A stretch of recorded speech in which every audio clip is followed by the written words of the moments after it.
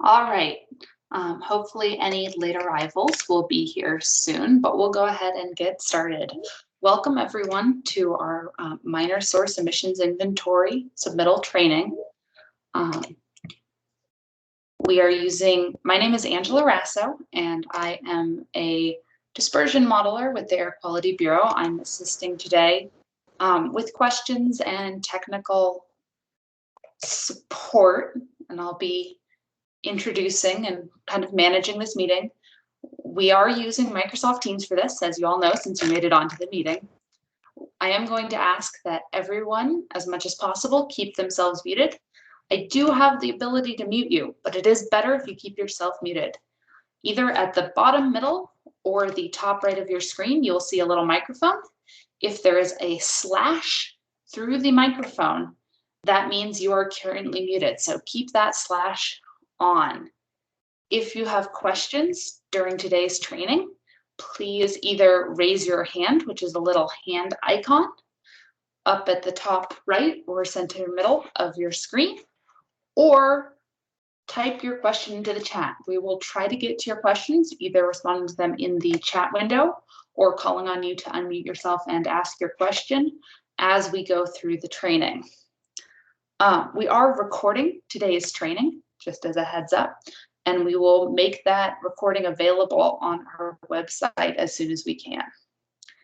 Today, we're going to start out by going quickly over our e-signature software, which is a new topic for us in these trainings. It is newly available. And then we're going to move on to our new, Eric Peters presenting our new calculation tool, Calcatnate. It's a very exciting training today. I hope you're all looking forward to it. I certainly am. Next week, we will be again going over how to get your electronic signature approved through our system, as well as what to do if you cannot get it approved and how to certify your emissions inventory submittal. With that, I'm going to go ahead and hand it over to our emissions inventory specialists, Rosalind and Sean. And I have actually muted both of you, so you're going to have to unmute yourselves. Okay, hi everybody. Thank you for coming. We have a big turnout today. So today's class, as Angela said, is going to be slightly different because we're going to go over the Manage e-Sign, which is a new certification identification process that only new certifiers need to go through. But to begin with, and then I'm going to hand it over to Eric Peters, and he's going to do the bulk of the class, which is devoted to emissions calculations using our new tool that Eric has developed, Calcatnate. We're very happy with this tool. So let's begin with navigating to the page.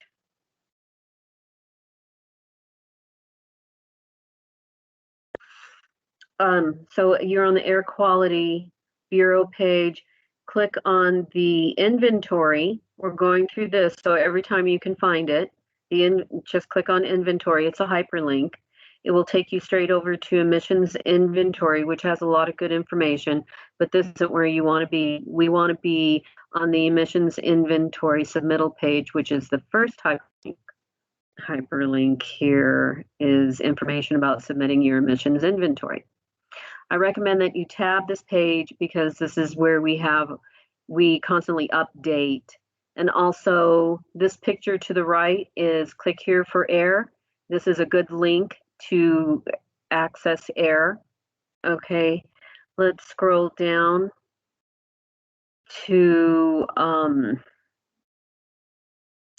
this section. What I'm going to cover today is I keep scrolling down. I think it's a little bit further down for the certification. Here it is. Instructions to certify a completed inventory. We've already have over 700 submittals in process, which we're really happy about because it's the beginning of January. Well, it's about the middle of January. And we have many, I forget the number, that are waiting. They're in the submittal process and they're waiting for certification. So this is what you need to do. So let's go to the PowerPoint.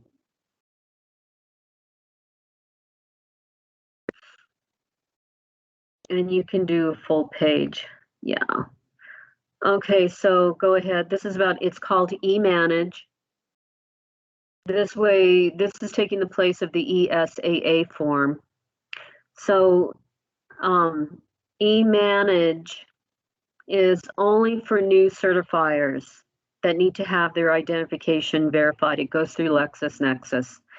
If you have already certified an emissions inventory in the past, you are automatically grandfathered in. Therefore, you do not need to go through this process. Okay, that's very clear. This is only for new certifiers. So if you are a facility admin or a submitter and you are not the certifier, then do not go through this process, because each time it's done, there's a certain contract and we have a certain number and each one costs a certain amount of money. So please, only for the new certifiers. Okay, so when I went through this process, which was several months ago, I took snapshots of each page and I did it in our testing environment and it worked fine. So the first thing you want to do is click on Manage eSign, and when you open up AEIR, this is what you'll see on your orange banner. You'll see it to the right, Manage eSign. You click on that, and then the next slide will show you what you will see. Then you'll fill out the requested information. Oh, lost the page. I'm not seeing it. Sean, you? Did it disappear? Sean, you may have to control.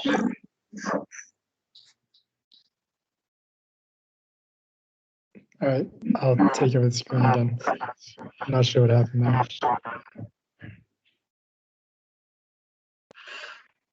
Okay, so you fill out the requested information, and it's your name. Use your home address, since this is going to be checking you through LexisNexis, I believe it uses. And then the response email is request submitted. So that's good. Okay, it's not an email, it just says requested submitted. The next page, what you will see is this email, and it says click here to edit your profile, blah, blah, blah. You are receiving this email because you requested to modify. So in case you want to modify or change anything in your profile, this is where you can do it. And then I went to registration to establish electronic signature needed. Then I clicked on send. And then the next page told me registration to establish electronic signature needed. Information about Chromium registration will be sent to your email account shortly. So go to the next page, because this is what I needed to open and look at. So you fill out the questions. You're going to be asked 5 questions, and it's important that you remember what the answers to the questions are. And there are questions like, what is your favorite TV show? And I think I put down, and for one, Gilligan's Island, which isn't my favorite. But you can put down your favorite book, your favorite movie. There's a list of questions. It's important that your responses are longer than 5 characters. So that seemed to be a problem in the past. And so it's just make sure that it's longer than 5 characters. And then click on the submit button. And then go to the next page. Then it says my response was the registration successful pending ID proofing. And it has a blurb here. So this is for electronic signature system for the first time. So let's go to the next page. So I was successfully approved. So I signed in again, and I saw that now my options are different because I've been approved. So I can reset my challenge questions, I can reset my password, or I can edit my profile, and then I hit submit. So sometimes this has happened where people have forgotten their challenge question responses or need to reset their password. Okay, so let's move on to the next page. This all happened, I did this in less than 5 minutes. So when Sean did it, he was rejected for whatever reason. Some people are not identity proof through this system. Don't worry. Then we refer to the ESAA form, and that's the electronic subscriber application form. You can either contact Lindsay or Nicholas at the bottom, but the best thing to do is go to the next page, go to the next slide and fill out the form, and the link below will take you straight to that form with the instructions, and that's the old way of doing it. So like I said earlier, this whole process took me less than 5 minutes, and I will recommend that all of you who are going to be certifying do try this process today or tomorrow or as soon as possible, and hopefully you'll be approved. And then once you get approved, then certifying the submittals is going to be a very easy process for you, and we'll go over certification. But first we want you to be identity proofed through e-sign, manage e-sign. Okay, so I highly recommend that all of you that are going to be certifiers, again, go through this process. And it's very straightforward. Although I wrote up a very short and simple PowerPoint, you probably won't really need it. So can we go to this link? In case you are not identity proof through this system, let's go click on that link. And this link is also on the Submittal EI webpage that we navigated to from the beginning. And this is where it will take you. Manage electronic signature, and it will explain to you what needs to be done. So we're doing it for AEIR. So those of you who use AQBCR, this will help too. You can do it there. Again, for those of you who have already certified in the past, and you certified just recently or last year or earlier, last year around this time, your emissions inventory, then you will be grandfathered in. If you have any problem, please contact Sean or me or Lindsay Hurst and Nicholas. So there's several people you can contact, and we can make sure that you get certified quickly. Oh, there's a question. Real quick, Leslie, do you want to? Question, Rosalind? Tasha's added a couple of important things in the chat. I don't know if you want to unmute yourself, Tasha, and go ahead and tell us. Okay, hello, this is Leslie. So my question is that if we've already done the e-sign in the AQBCR, does that cross over to the AEIR, or do we have to do it again and make another password for the AEIR? Leslie, that's a good question. This is Tasha Burns. So if you have done the manage e-sign in AQBCR, you're going to use the same password and challenge questions that you set up when you certify in AEIR. Those two are linked via that manage e-sign button. So you should be good to go if you've already done it via AQBCR in the last several months. Perfect. Thank you for the clarification. Yeah. So the other things that I dropped in the chat that I want you guys to be aware of is that if you were a certifier in past years, like previous to 2019, and you haven't been through the process to manage e-sign, you do have to do it. You just don't have to pass the identity proofing. So the Chromer questions or the challenge questions that you set up 2 years ago aren't going to work anymore because we deployed this new system. So you'll just have to go in, click Manage e-sign. You'll select new challenge question answers and questions. You'll enter a new password and you'll be good to go that way. But you do have to go in and still do the Manage e-sign. You just don't have to be identity proofed. And I think it does still ask for your address, and that's kind of a bug, and I'm sorry about that. But go ahead and enter that information and get your new challenge questions set up. So the other thing that's really important is you're going to get emails in response to almost everything you do in our Manage e-sign program. And that's a two-factor authentication safety feature or security feature. So you're going to click a button and then you're going to get an email. Make sure you check your spam. They come from no-reply@state.nm.us. So they're definitely going to end up in some of your spam. So look for them there. Additionally, in the original email that you get to manage your, to get identity proofed, if you haven't never submitted the paper form before, that email has electronic subscriber agreement information in it. So it has a list of about 12 things that you're agreeing. And our main thing is that you need to understand that your electronic signature through this system is the same as a wet ink signature on paper. So you need to protect your passwords, you need to protect your challenge question answers so that somebody else can't sign on your behalf. So retain those emails when you get them and make sure you read that electronic subscriber agreement information.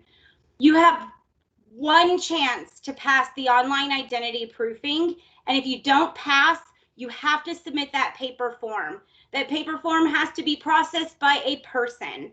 So if you wait until the last week and then try and get identity proofed and you aren't able to pass the identity proofing online, your stress level is going to be really high. So do it early, take your time, enter information that is most likely to get you to pass. So if you just recently moved addresses, use the address you lived at for 10 years before.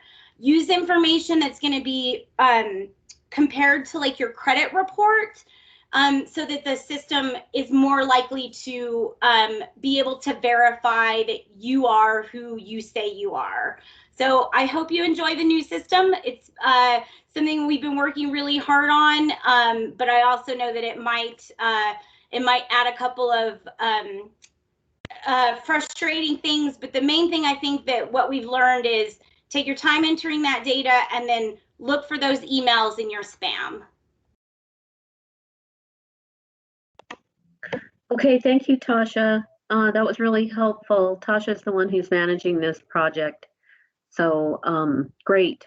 So please, everybody, when we get out of this meeting, go hit Manage e-sign the certifiers and see if you can do that. Okay, are there any other questions?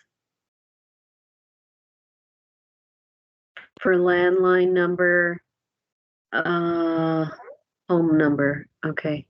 Yes, this meeting is being recorded. So if you come in late, don't worry, we'll post it. I have to send it to our PR people, and then they post it on, then they give me a YouTube video. But we'll also talk about it again next week in case anybody's having any problems. So I encourage you to do this as quickly as possible. Okay, enough of that. Now we're going to move on to the meat. The meat is what Eric has developed. And Eric, if you want to take over the screen, thank you, Sean, for driving, and we'll let Eric take over.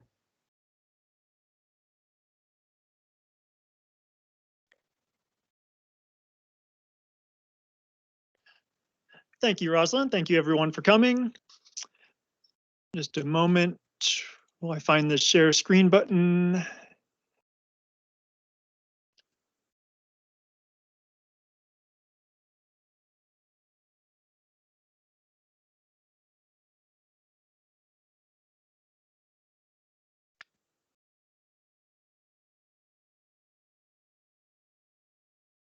It changed.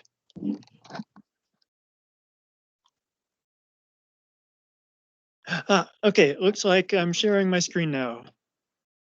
I'm at the emissions inventory submittal page, and that's where you basically want to start out. So first, let me talk about what XML files are. The XML files are basically files that store text in both a human readable format and a way that's easy for transfer for one computer program to another. And we have a lot of XML files that we use to upload and download information from AEIR, but they're not magic. XML files are just files that are specific to programs. For example, Microsoft Word docx files are zipped XML files. And so you may need to take over the presentation again.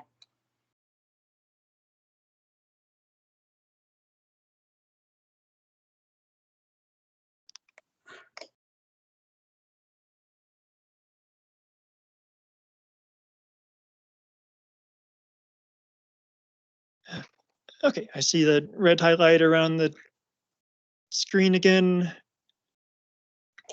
I can see it again.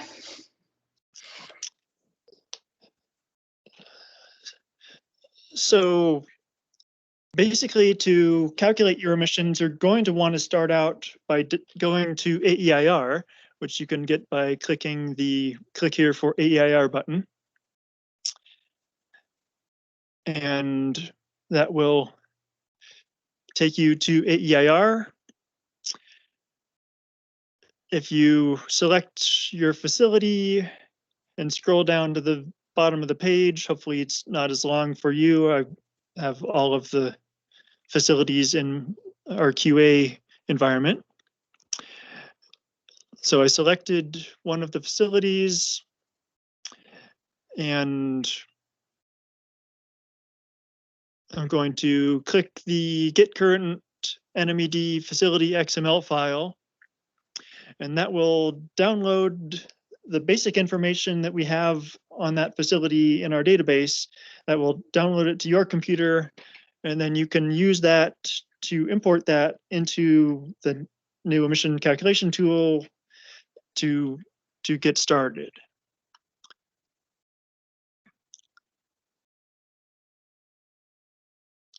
So now back on the emissions inventory submittal page, there's a section that talks about XML files. If you click on the link that says Calcatenate in it, that will take you to the new Calcatenate website. That provides an overview of what the program does. It's a Microsoft Access program.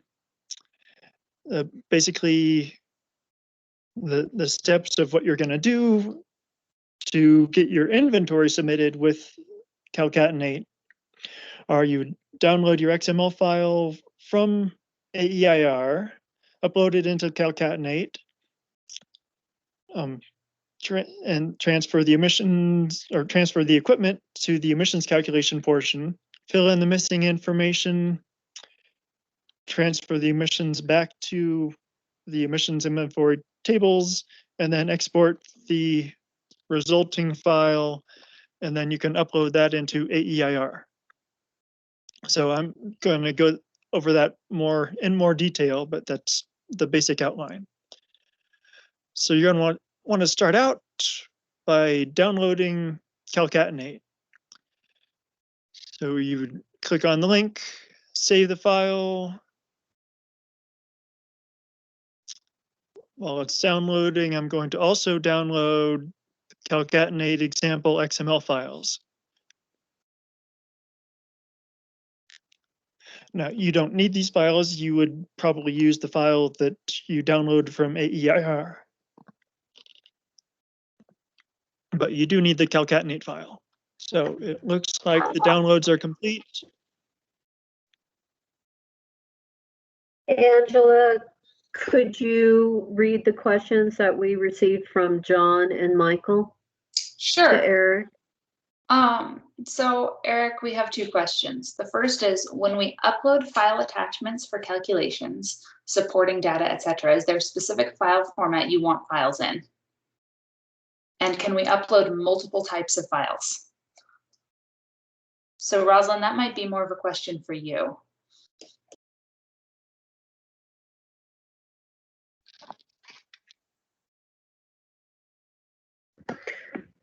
We prefer Excel rather than a PDF, because then we can click on the cell to see what the calculation or the emission factor that you used. So we prefer that. We don't want to see just the already calculated number. We want to see the emission factors, the calculation used, and the calculation type. Also, can you use Calcatnate? Okay, I think that one is Eric's. Yes. So the second question is, can you use Calcatnate for the first time EI that does not have an XML file to download? Yes, you can.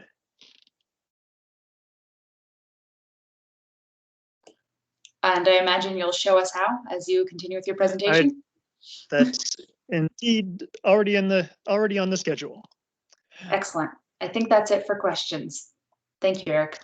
Okay, I'm sure there will be more questions as we go along, and yeah, don't be afraid to ask them. So I have my downloads folder in a window here, and I created a new folder for this presentation so I wouldn't lose things.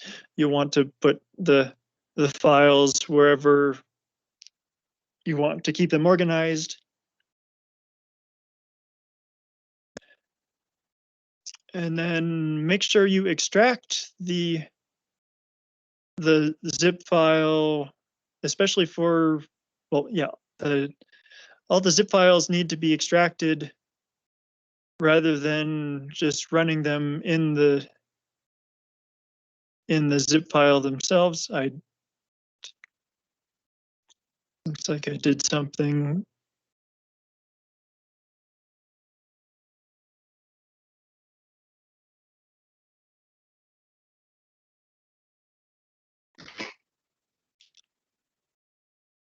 Okay, I've got Calcatenate extracted, the access database, and also going to extract the example files.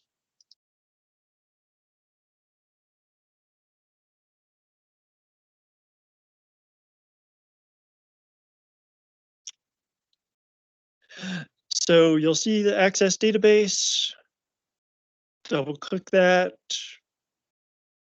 and enable content.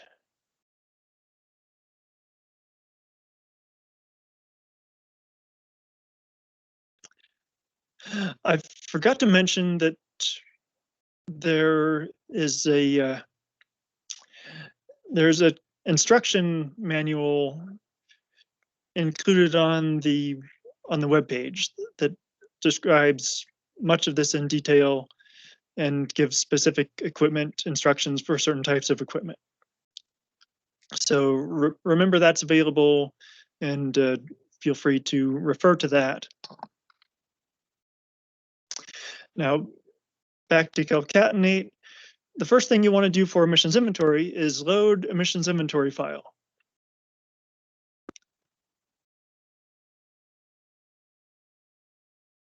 And let's see.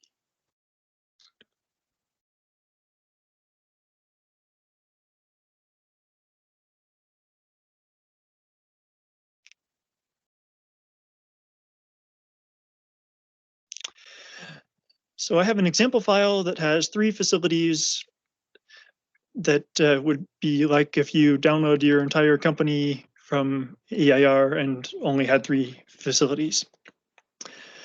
So I pushed that button, I got a message that said it succeeded. Now over here we have 4 tables or 3 tables that belong to the facilities. First table, facility AEIR, that basically just contains the inventory year and the equipment and the agency interest ID of the 3 facilities. The equipment table has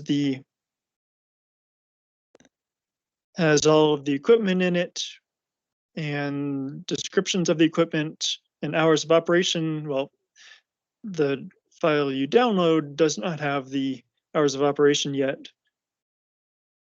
You'll need to complete that. And then the emissions table is the final table, and that has 0 for all the emissions for all the pollutants. Now, don't worry if you see pound per hour or a few other strange things. There's some QA procedures in Calcatnate that will eliminate those.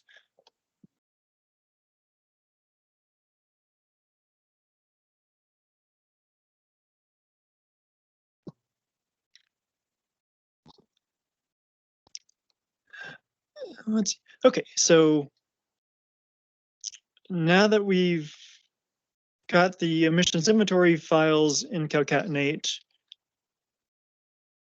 we don't have them in the calculation tables. Let me just talk about the structure of this interface. So the emissions inventory functions are shown down here at the bottom, and the emissions calculations are right above that. And there's a button in between to send emissions from the inventory tables to send emissions to inventory tables. Now, to get the equipment into the emissions calculations, you choose the ID of the facility that you want to work on. So we're going to start on 3, 4, 5, 6, 7. And now at the top, when I click Open Equipment Table, it shows me the 6 pieces of equipment that were at that facility.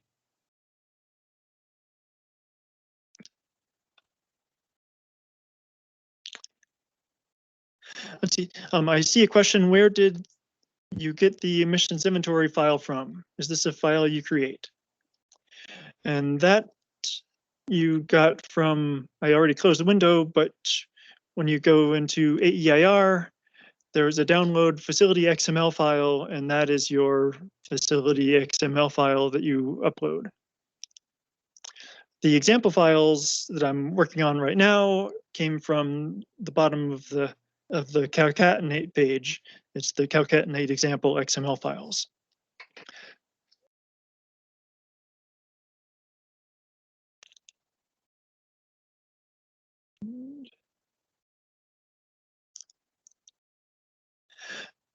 Okay, so currently the XML files don't have the equipment descriptions in that. We're trying to get that to change so that it will have the type of equipment in the XML file so it can be decoded.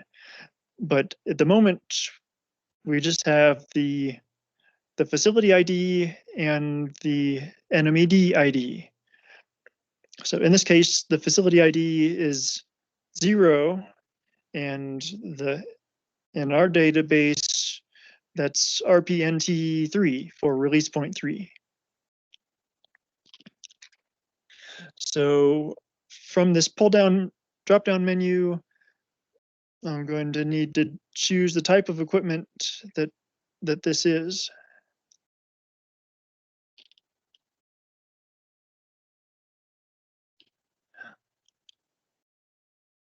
And I'm actually going to start with the second one, equipment 5. I'm going to say that I know that this is an engine.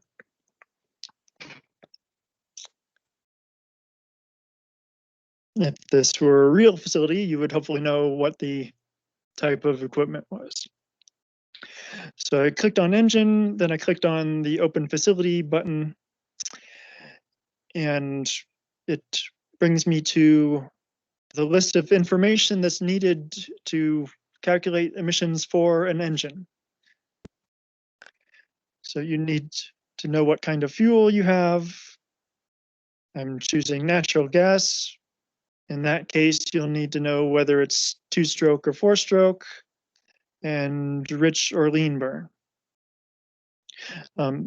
These are manufacturer model, serial number, and factory horsepower are grayed out. Those are not required for the calculations. So I'm going to skip those now.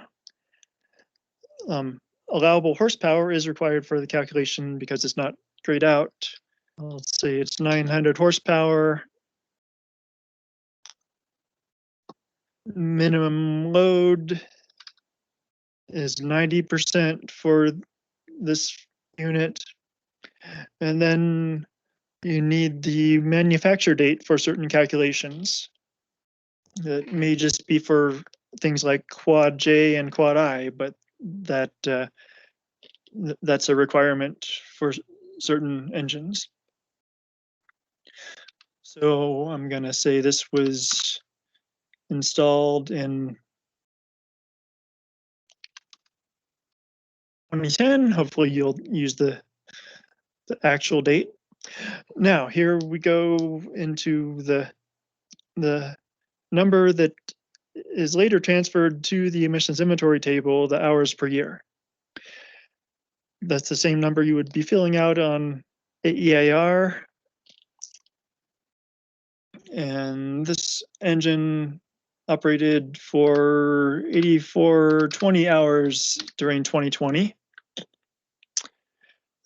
The BSFC is, I'm going to make up a number because I don't have a good idea of what a reasonable value is, and sulfur percent for this engine is 0.2%. Now I can either click on another field or hit enter. I'm going to click on a different field, and all of the emissions are calculated. So down at the bottom, we see the NOx emissions are 0.91 pounds per hour, uncontrolled, and controlled, also 0.91. And the source of the uncontrolled emissions are AP42, Chapter 3.2-1. Now I'm going to click on the emissions calculation tab, and that will show more details about how those emissions were calculated. So the uncontrolled emissions, it tells again the reference table or the method. And then it says that the emission factor was multiplied by the allowable horsepower, the engine BSFC, and divided by 1 million. And then it substitutes the values. And then it gives the final emission rate. Eric, we have a couple of questions here. So one of them is from Deanna Strain. She's asking for engines, if we only enter hours per year, how is the percent operating time calculated by season? Let's see. Okay, so this part is only to calculate the emissions that are required for the inventory. So you're going to have to go back to the emissions inventory tables and fill out the percentage of year for the operation. So that will happen later, but the emissions themselves don't require that to calculate the emissions.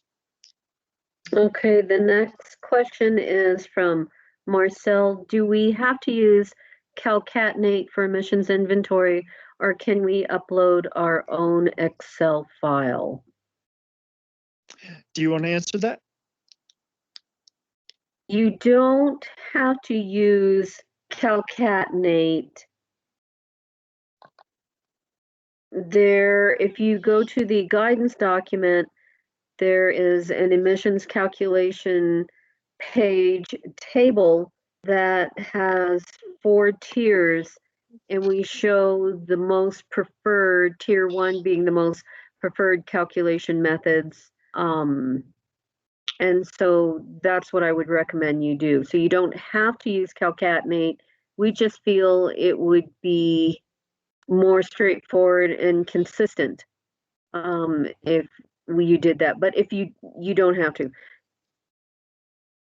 Did the sound go off? No. I can still hear. Can other people not hear? I can hear you.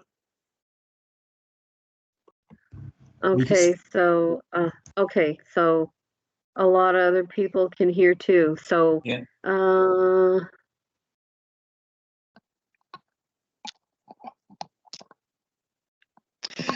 Okay, so yeah, Calcatenate is designed to make it easier to calculate the emissions, but it's not a required thing to use.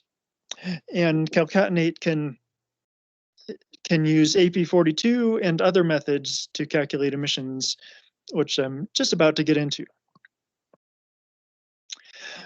So I filled out the information required for the AP42 calculation, and it automatically calculated all of the AP42 emissions.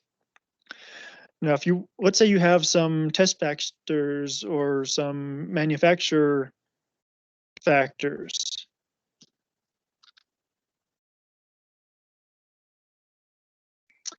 So I can enter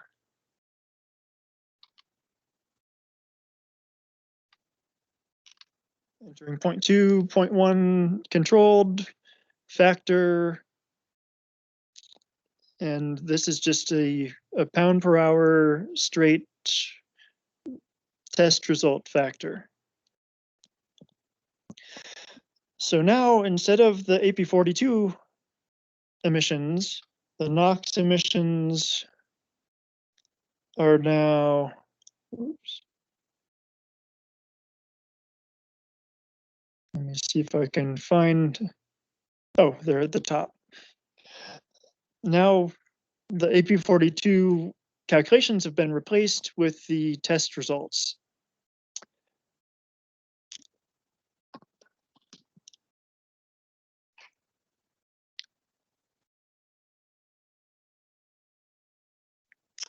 There's a question, does Calcatenate do floating roof tank emissions? And MED's old calculation tool does not. So that's the answer is that's in future development. The AP42 tank emissions are not yet included in Calcatenate.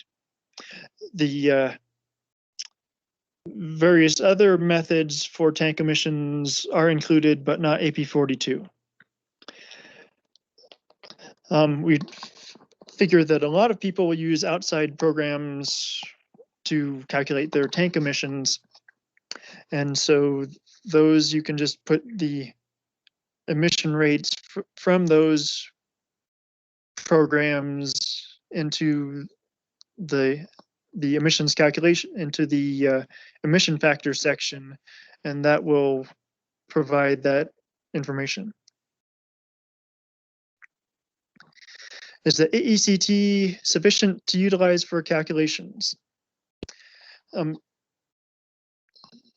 So in general, yes, the AECT is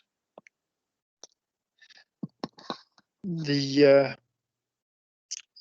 most of the calculations from AECT come from AP42. There are some errors in AECT that have been fixed in Calcatenate. And also Calcatenate is, we're hoping, much easier to use. And well, if you use AECT, you must type every value or copy and paste every value from AECT into AEIR. With Calcatenate, you can push a few buttons and that will transfer all the emissions. So that's one of the main reasons that we've developed Calcatenate, so you don't have to do that. And we're hoping this is as friendly. We're hoping it's much more friendly. And we're asking for feedback from people to tell us how it's working for them. Now, of course, there's going to be a little bit of a learning curve, but yeah, we want to know what things are hard to understand, what things are hard to use, and what we can do to improve it.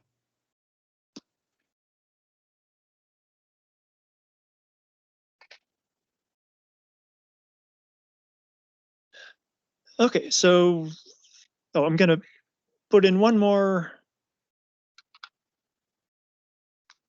emission factor.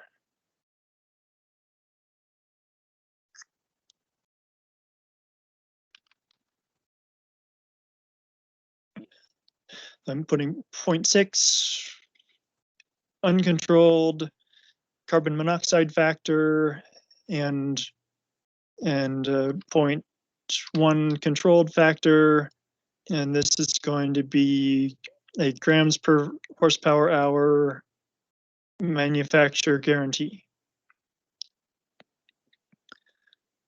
So yeah, so now in the emissions calculations, instead of AP42 like we had before, it now has a manufacturer guarantee of 0.6 grams per horsepower hour times the other required calculations, and provides the total of 1.19 pound per hour uncontrolled and 0.198 control.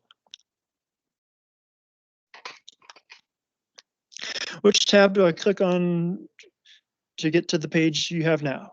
So this is the emissions calculations. Let me go back to the equipment tab. Let me go back to the control. So this is the main form that you'll see. Open equipment table brings you to a list of the equipment. And then next to the engine, there's the open details form. Click on that, and that opens the engine form. We've already filled out all the information. So the emissions tab is at the bottom. The emission factors are the test or manufacture factors if you want to override AP42, and the emission calculations for people that want to know the details of how everything was calculated, show the equations and how the values are substituted in.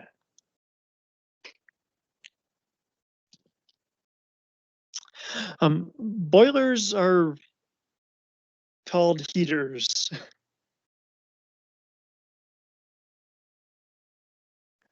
So let's do a heater.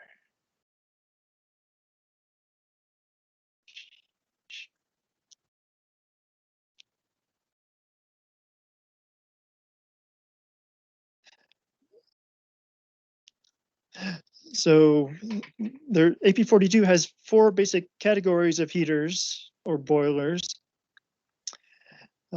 Let's say this one's a large wall-fired boiler, greater than 100 BTU per hour.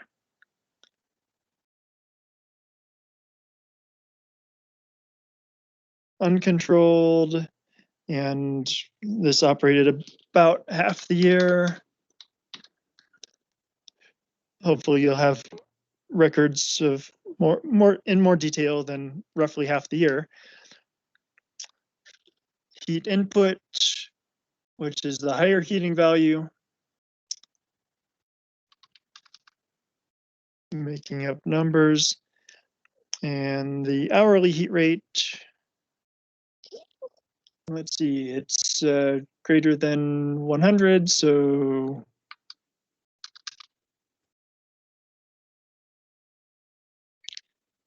And here we have all of the AP42 emission calculations for the boiler.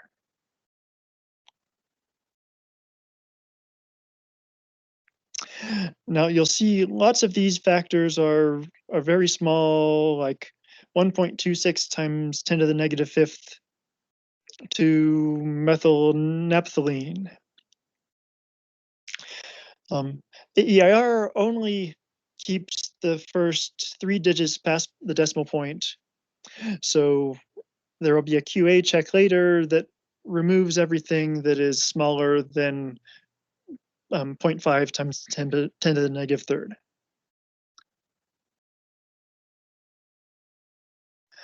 Okay, how about a storage pile?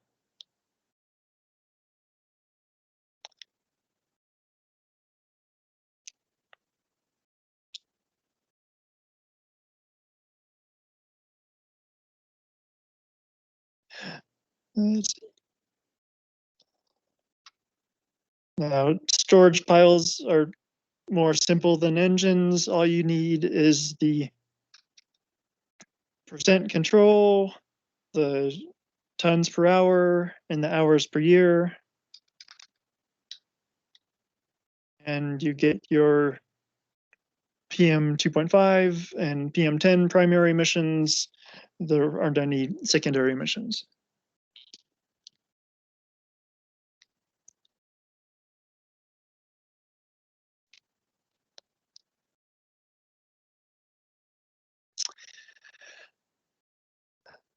Okay, so for this right now is for emissions inventory. There's a question about safety factors.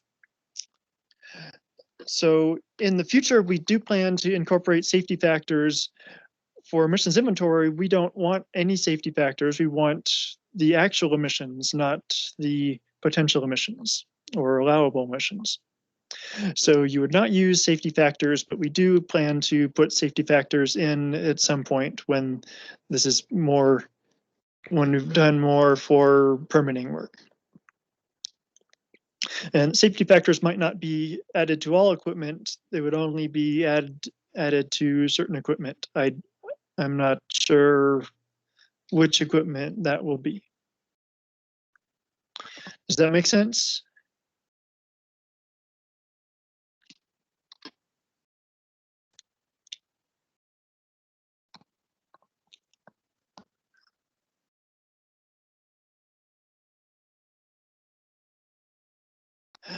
Okay, let's add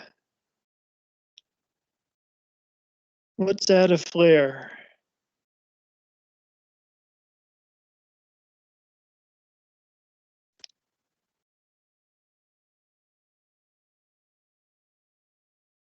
So flares are a little bit more complicated because they are related to the equipment that they control. Now, the basic information of flares is simple.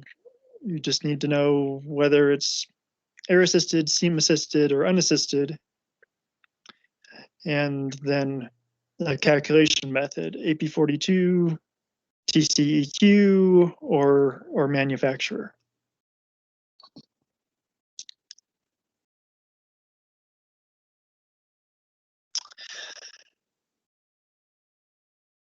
Let's see, there was a question about the wind speed for storage piles.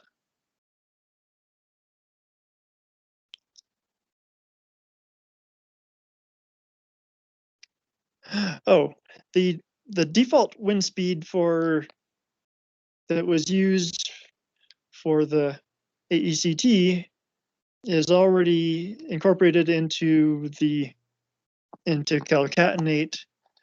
So that, yeah, that is a standard that you would use. If you want to use a local factor, you can use that, but the standard wind speed is acceptable. Okay, back to the flare.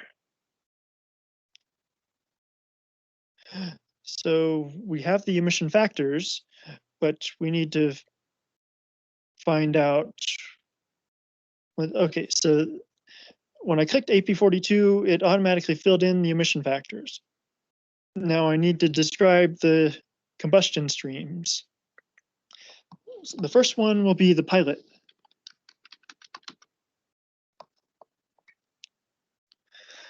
So I'll need to know the heat content of the pilot gas and both the higher heating value and the lower heating value. The hourly gas flow,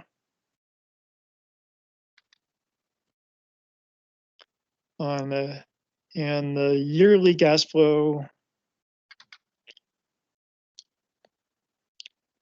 mole fraction of sulfur. Okay, so now I should have the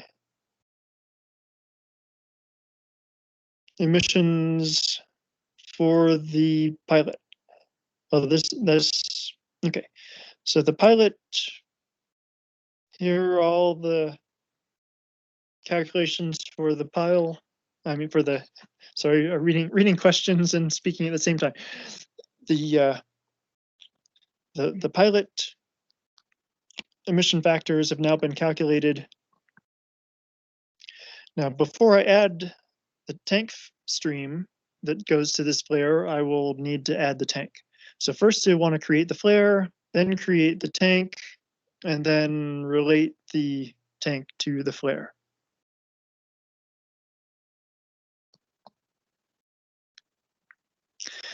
Storage pile amounts can change on a daily basis. What would you use in that case? So for storage piles, we need to know basically this is an annual inventory, so we'll want the annual average of those. So basically you would use the tons per year and divide that by the operating time to get the tons per hour.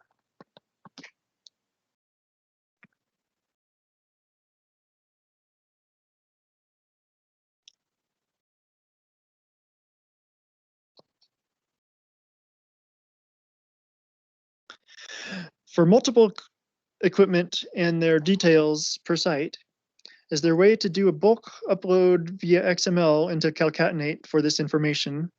Or will it need to be done manually for each equipment in the details form as you are doing in this example? So there's a bulk download from AEIR that will contain the information that you have for every piece of equipment in the whole company. And that can be uploaded into the emissions inventory tables. Now, the example was based on the idea that a company, the example file has 3 different facilities in it. Now, only one can be calculated at the same time, but all are contained in the emissions inventory tables at a time. So as soon as we get done adding a few more pieces of, or detailing a few more pieces of equipment, I will show you how those things relate. You can only calculate emissions for one facility at a time. I'll open the equipment table again. Let's see. I want some asphalt loadout.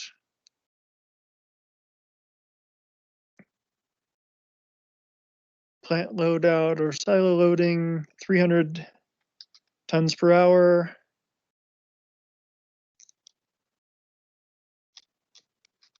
4,400 hours per year.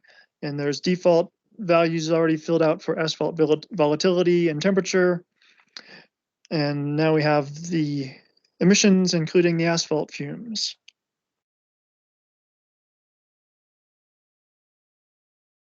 We have one more piece of equipment at this facility. Let's see. What don't we have?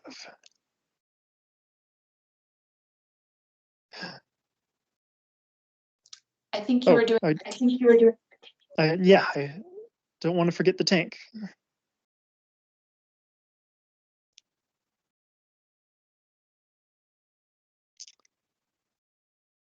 I was trying to wrap it up too quickly, but it takes a while to do emissions inventory and emissions calculations.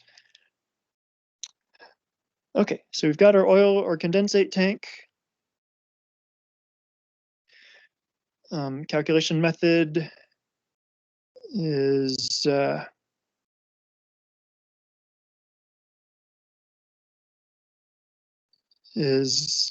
we'll use gas to oil ratio.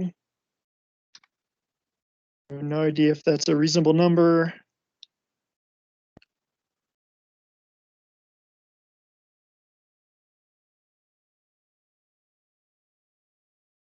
Barrels of oil per day.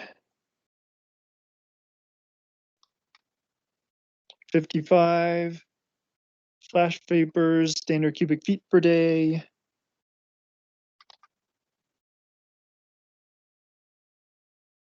And per year.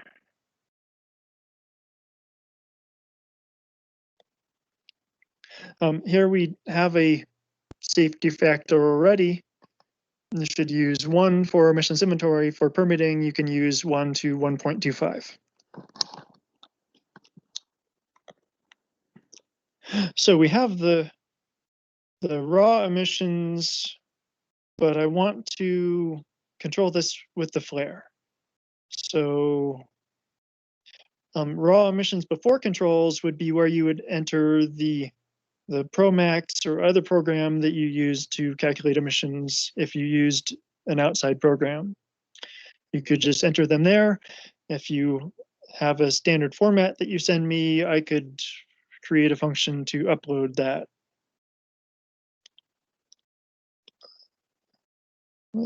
Okay, so when I go to the controlled devices tab, I see that flares have emission factors for these 5 pollutants.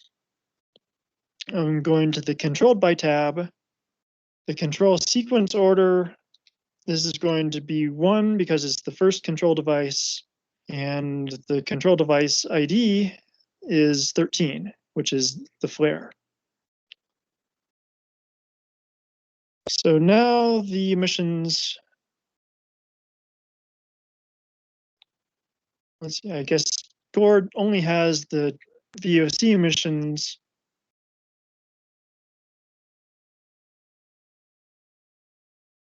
Oh, yeah, something doesn't look quite right on that. I might have.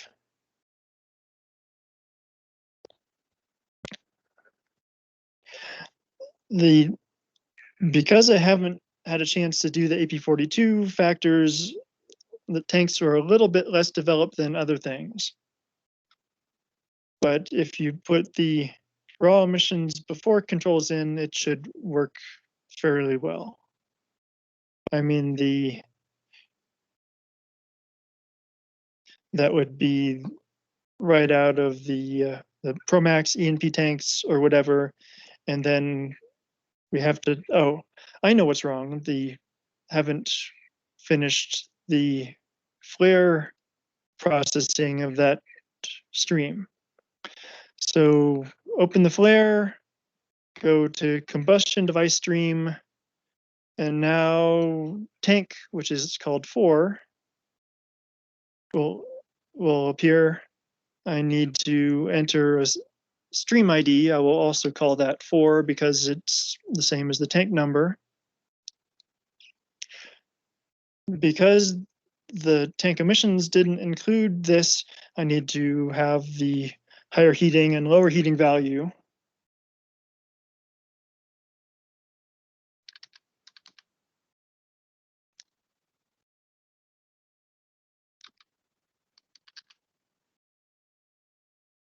and the hourly gas flow and yearly gas flow.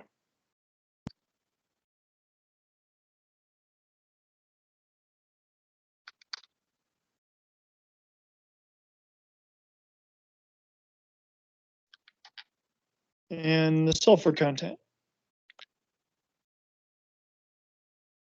So now I go back to, now the emissions should all be calculated properly for the flare and the tank. I see first the pilot and then the tank emissions.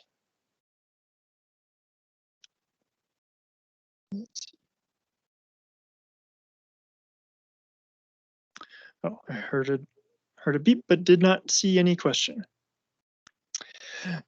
Okay, so here's all the calculations, and then the totaled emissions are in the emissions calculated per flare. So that adds both the pilot emissions and the tank 4 emissions. Now let's take another look at the tank.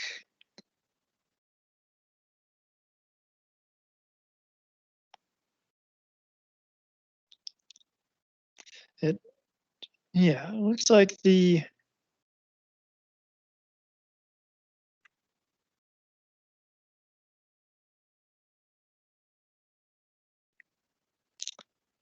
looks like something is still off on the tank emissions because the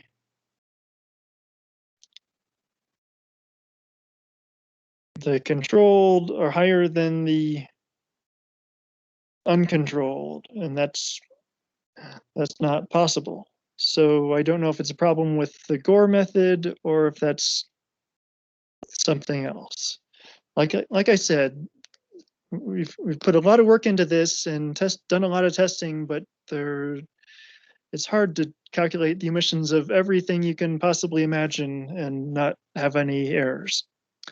And the tanks are where I feel the majority of the errors will be. Okay, we've got all our emissions calculated. Go back to the main form.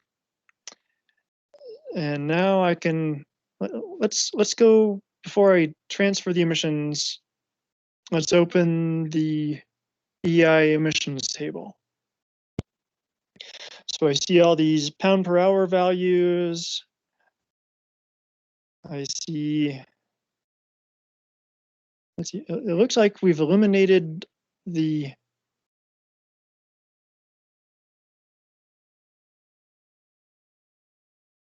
let's see. Oh, I see that. Oh, yeah, there's some none values in the pollutant EPA code. Now those things will be fixed by the QA check. I push this button, send emissions to inventory tables, and that will replace all of the emissions with the new emissions. So now I go back to the emissions table, and there's no pounds per hour values, and everything has both an EPA code and a pollutant EPA description. Everything that's smaller than 0.0005 has been deleted. And so now this facility, the emissions are done for that facility.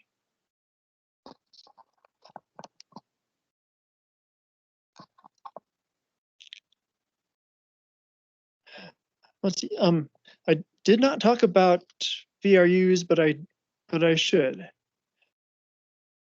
So I'm going back to the equipment and back to the tank.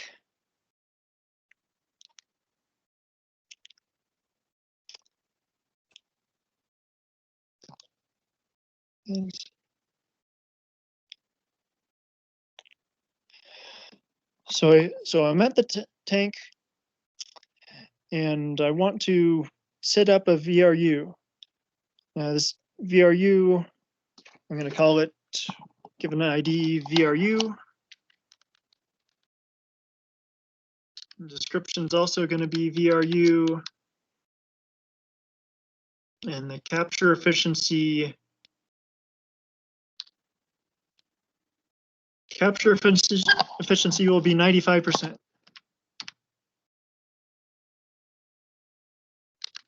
And Eric, I don't know if you said to that -1 in the efficiency next to VOC.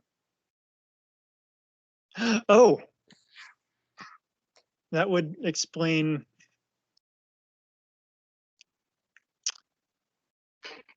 Yeah, I wonder if I have something about that in the manual that I forgot to do. Yeah, it's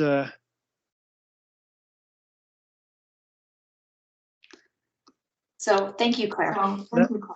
yeah, that explains what the problem is. AP42 has no VOC emission factor, so we need to add an emission factor there. But I will do that at the equipment. I'll go back to the flare in a little bit. First, I'm going to finish adding the VRU.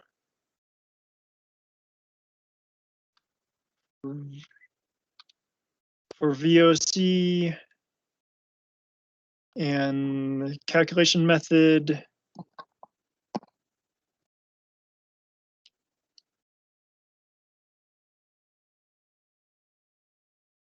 I'm not sure if that's it. I'm going to call it quad O for now.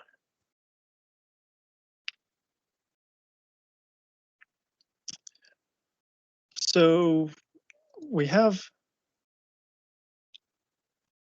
let me go to the flare.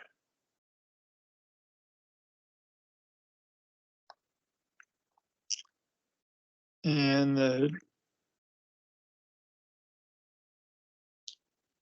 let's see, it says,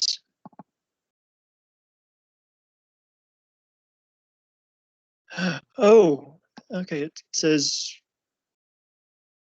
that it's 0.66 pounds per MMBTU.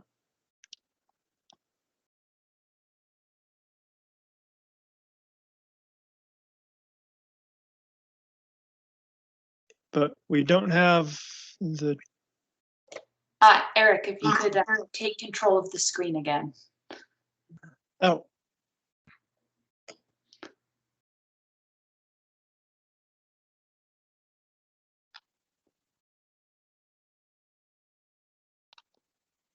Sorry, I didn't see that little line disappear.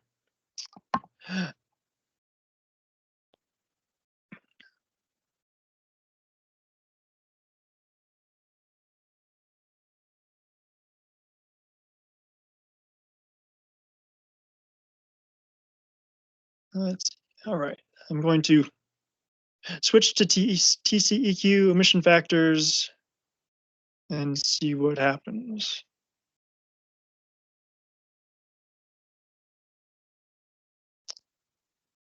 Looks like I've got emissions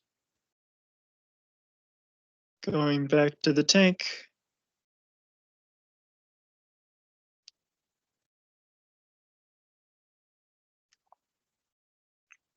Well, that took care of the -1 problem.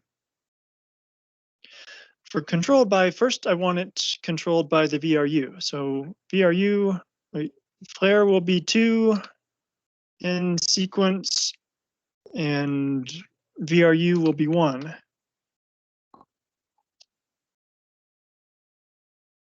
And yeah, now the emissions go from 90.5 pounds per hour uncontrolled to 4.5 pounds per hour controlled.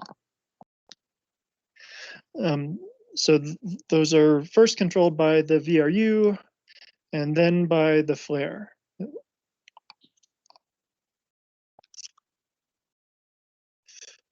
Now, since we made some changes, we'll need to send the emissions to the inventory tables again.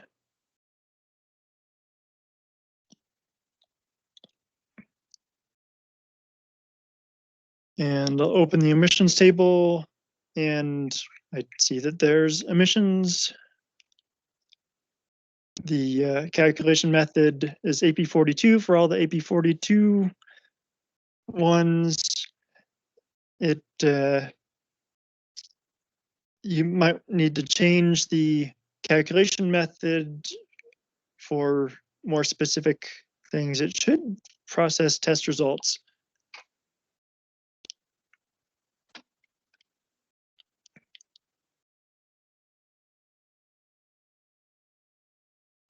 Sorry, I thought I saw another question. Okay, so the emissions are ready, but might need calculation methods updated. I'm going to open the EI equipment table.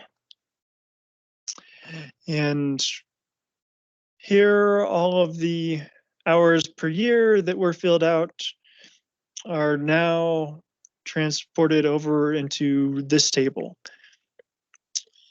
You will need to fill out on this table what the % hours per season are and any other missing hours that didn't come from the XML file that you uploaded. So that was a facility that already had equipment. Now, before I move on, I want to make sure I export the emission calculation file.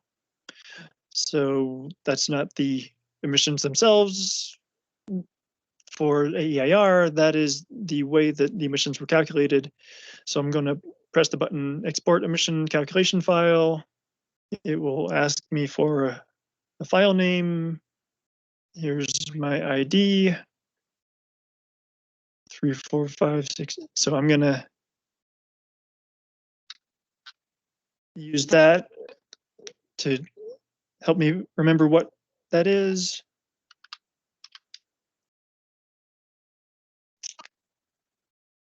And so now an XML file that contains all of that information will open. Basically, you just want to see that this file exists. You don't want to necessarily read it because it's just a bunch of, basically it's tables broken down into text format. So now if I want to fix or change things later, I can re-upload that file and all of that work is saved. If you're submitting your emissions with Calcatenate, you should also upload that file into AEIR as your attachment file, not as your XML file. So to be clear, there's 2 XML files that Calcatenate produces. One XML file contains all of the inputs for the emissions calculations, and that's what we just created. And the other file is the XML file that has all the information to upload into AEIR to complete the emissions. That will fill in all the fields in AEIR when you upload that.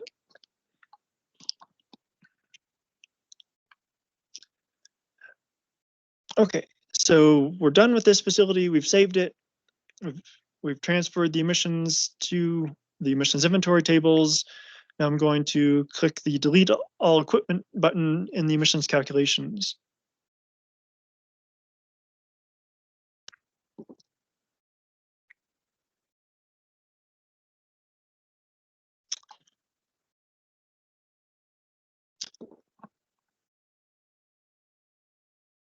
Let's see.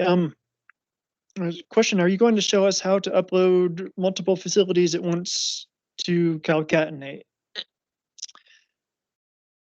So I already did that, but I'll review that. So if you download a file from AEIR and it has multiple facilities in it, then if you click the load emissions inventory file, that will upload all of those facilities into these emissions inventory tables here. If you download your files one at a time, then you can click load emissions inventory file for each one of those without using the clear emissions inventory tables button in between, and that will combine each of the files together. So basically that's how I created the 3 facility example file. I took 3 different facilities that were individually downloaded and uploaded those one at a time, and then I hit the export emissions inventory file button to create the 3 file 3 facility file.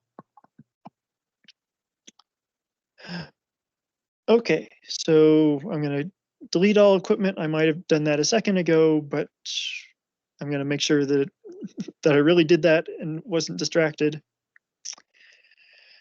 And now the second facility here, 4321, I clicked the select NMED agency interest ID to migrate information to calculation tables.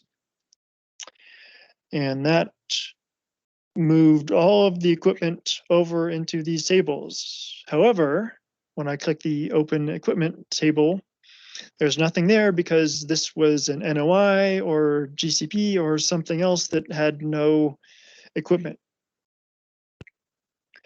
So this is where I wanted, after migrating that, which is nothing but the facility ID, I can now create the equipment.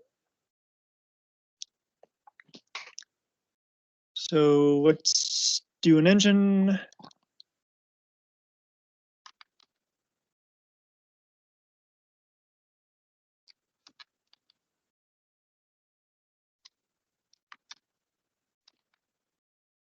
I'll just call it ENG1, and I'm not going to fill out the tempo IDs. I'm going to leave that blank because the database AEIR will automatically create those when you add those. For now, they're just to be determined and left blank. So let's say this is a diesel engine, 400 horsepower.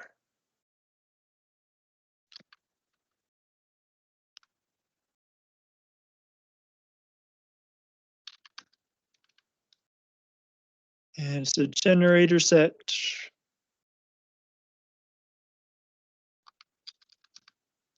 5,000 hours. Made up number on BSFC. 0.2% fuel content. RPM maximum 700. And the displacement is 10 liters.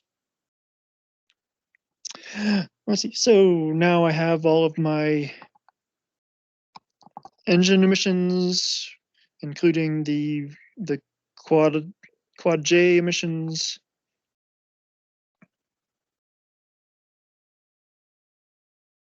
Quad J emissions are not used in emissions inventory, but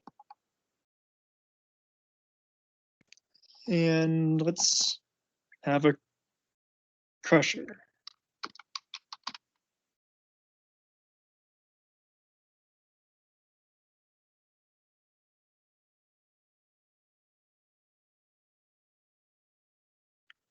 This is a tertiary crusher, which is secondary or tertiary.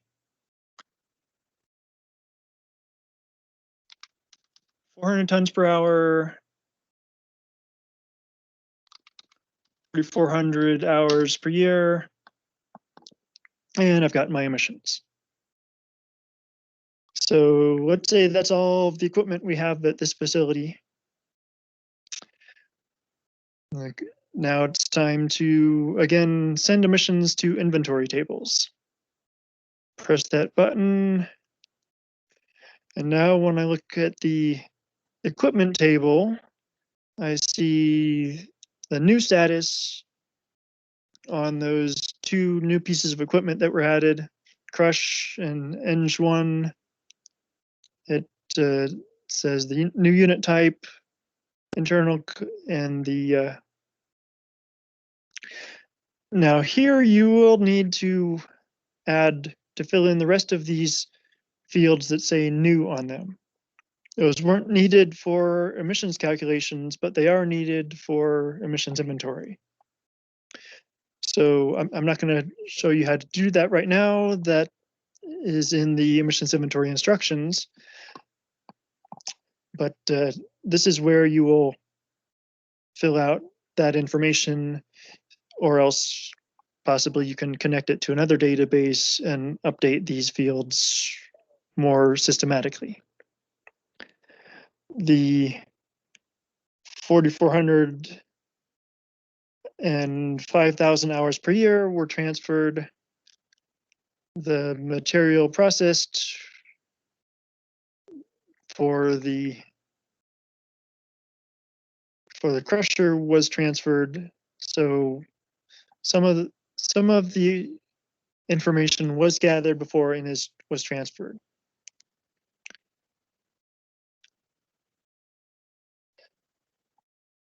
So now we have our two facilities, and let's say I filled out all of the information that was missing. I'm going to go ahead and perform the QA check, and that will get rid of any information that was problematic. Let me look again at the emissions inventory file. So facility 4321 has its emissions. The other facility has its emissions. I'm going to ignore the third facility for sake of time and say that we've filled all of the equipment out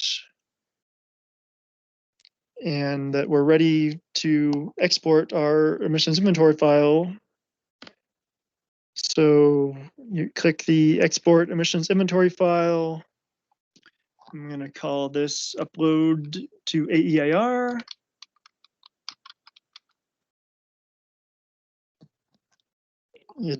It'll save it in the same folder that I'm currently using. Give me a warning message that it's going to open it with Notepad. So here is the file that you would upload into AEIR to fill out all of the emissions and other information required in AEIR.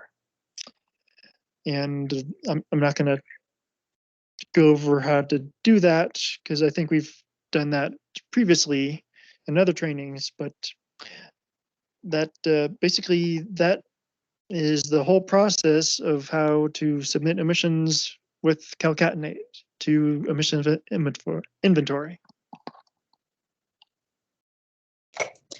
Great, thank you so much, Eric. I think that was a lot for some of us. So as a reminder, we will have this training uploaded, or we will have this training is being recorded, and we will have a link to the video of it if you feel the need to review it on our emissions inventory website. Rosalind has also pointed out, if you want to review how to upload those XMLs into AEIR, you should check out the video from our training on December 16th, which is currently on our website. I think we're probably going to wrap this up. If anyone has any questions that are super urgent, go ahead and raise your hand. But otherwise, thank you for attending.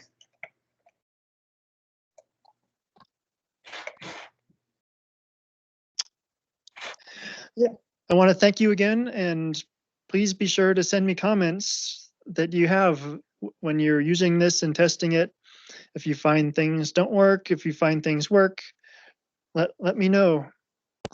We want to make things better, make things easier for all of you. And thank you so much, Eric, for putting together this tool and presenting it to us today.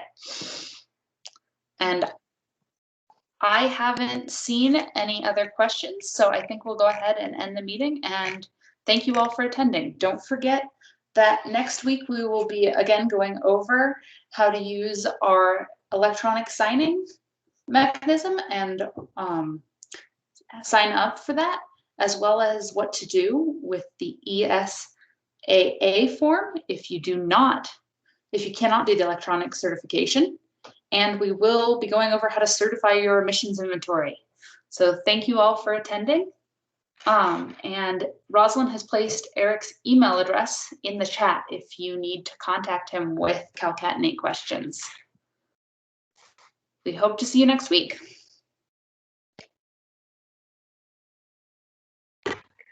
Thank you, everybody. Good night.